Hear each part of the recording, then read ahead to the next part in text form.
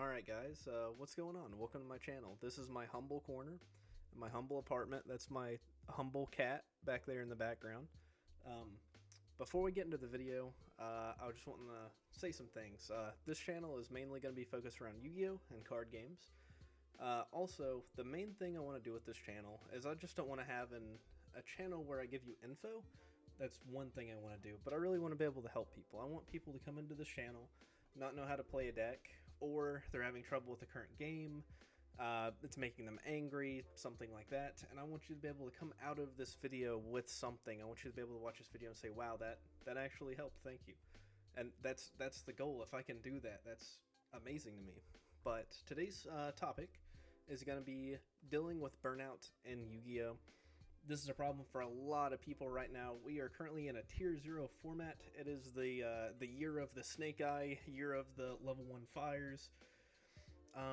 If you don't know what a tier 0 format is, it is when the top deck is better than everything else, and it is very hard for other decks to compete at a competitive YCS, kind of level. Locals stuff can still compete, but that just depends on how competitive your locals is, how hard people are counter playing the tier 0 format. So to deal with this burnout, if you want to continue playing the game, there's a couple things you got to know. You're gonna want to play a deck that can play 12 or more hand traps, at least 9. I know that's tough for a lot of people, but it's just something you need right now. You need to have that interaction going second. Your deck can play shifter, because if you draw shifter and it resolves and they do not have anything, that's almost a turn skip. Not quite, they'll still get some bodies on board, but graveyard recursion is a thing that turn, so it helps you a lot. Just turning off the graveyard in general. If you want to play a control deck, you can play like Necro Valley, Macro. Is it Defissure? The continuous spell that's got like the thing on there. But the main way to deal with burnout in the current game, play a fun deck. Play a pet deck. If you don't know what a pet deck is, it is a deck that you have previously played that you really enjoy. You really enjoy the artwork. You really enjoy the way it plays. You just enjoy it. If you go into a game playing a deck that you genuinely enjoy, my pet deck currently is Eldritch and Vanquish Soul. Eldritch is it's pretty bad. Vanquish Soul's okay. It can have some interactive points and stuff, so it's not the worst deck in the world. Another way you can do this is going second decks. Now, the reason why this helps with burnout, you're like, why does that? This is why. When you roll a dice, you're your locals, you're sitting there shaking your dice, throw it on the table, you lose your dice roll. You're playing against a tier 0 deck, you find out you're playing against Snake Eye. You instantly feel like you lose. That's how it feels. Oh wow, there's my cat. It's just the way it feels. But if you're playing Go Second Deck, you don't have to worry about the dice roll anymore. There's some good options for this. There is Grand Maju, there is Cubic, there is not Vanquish Soul. There's Trains, there's Numeron, there's Striker. Man, all right, she's gone. There's a lot of decks you can play going second where you just don't have to worry about the dice roll. They can break boards and win you the game that turn. What I'll do is in the description, I'll leave YDKs of the most possibly competitive build of the deck that is budget. Now, a lot of these decks are going to have staples in them that you already own. They're going to have Harpies, they're going to have Lightning Storm, Dark Hole, if you really want to, Raigeki. Just lots of stuff. Kaijus are relatively cheap right now. They help going second a lot. And a OTK deck, what you're going to do is you're going to try to break their board and kill them the same turn. Usually if you can't kill them that turn, you just lose, because with Snake Eye's crackback, it's pretty bad.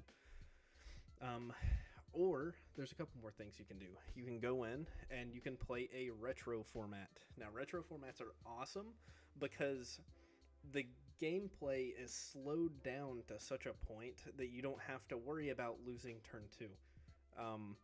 There's a couple different formats that everyone likes. I really like Goat or Edison. I like both of them pretty much. Another way you can do it is actually going and making sure that you are playing with your friends in person me personally, I wouldn't be part of Yu-Gi-Oh if it wasn't for the community. I've got a great group of friends at my locals. I'm located in North Carolina, and you wouldn't expect North Carolina to have like a big Yu-Gi-Oh scene, but it does. It's crazy. We've got 4 locals that's within an hour of me, which is like, that's crazy. I talked to all my friends that are out of state and stuff, and like, that's not a thing here. Like, there's like a locals and like the bum middle of nowhere 2 hours that way, and that's the only way they can get it out of their system physically. Or you can actually play digitally. There's a couple good options for this. There's Omega, there's Dueling Nexus, there's Dueling Books. But the main thing about this format to not get burnt out is don't feel like you have to play Snake Eyes. It is a very good thing to learn the matchup. If you wanted to, I would build the deck digitally, learn to play it, just so if you go to a big locals or something, other people are going to be playing that, you know how to counter it. But don't counter it with the mirror. Counter it with other decks that you really enjoy playing. Like I said, I listed everything that you would need to be able to do that, you know, with the 12 hand trap, shifter, turning off the graveyard, macrocosmos, you know, all that good stuff. But yeah, I know this wasn't the longest video in the world, but I really want to help people in this community. I don't want, if I build this and this becomes a community one day, which would be awesome. That doesn't have to happen. I'm just here to have fun and make videos. But if that does happen, I want to try to be friends with as many people as possible in my community.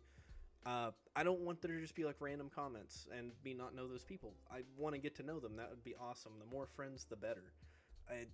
I just see, I don't know, I see people like MBT and stuff. They have these such tight-knit communities and everyone knows each other, and it's awesome. It really refreshes the game.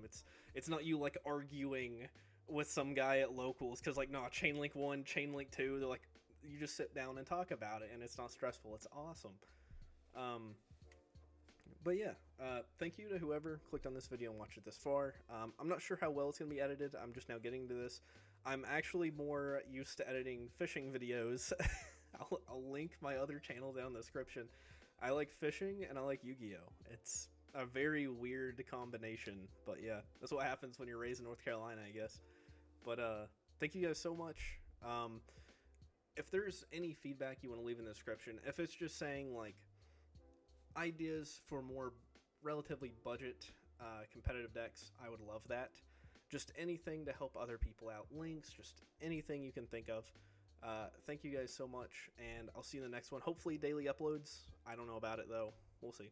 Thanks.